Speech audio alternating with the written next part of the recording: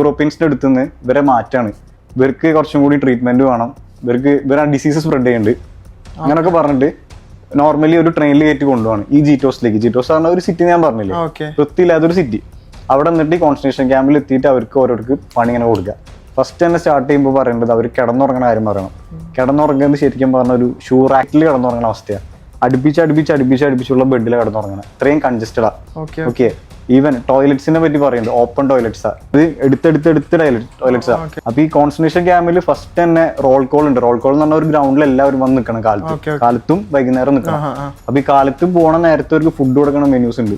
Food ആകെ ഒരു bread, ഒറ്റ പീസ് ബ്രെഡ്, ഒരു സൂപ്പ് എന്ന് പറഞ്ഞാൽ സൂപ്പ് എന്ന് പറയാൻ പറ്റില്ല, പേരിനൊരു വെള്ളം. ഓക്കെ, ഉച്ചയ്ക്ക് സൂപ്പ്, രാത്രി സൂപ്പ്, വേറൊരു ഫുഡും ഇല്ല. ഇതെങ്ങനെ അവർക്ക് കൊടുക്കാണ്ടിരിക്കാം?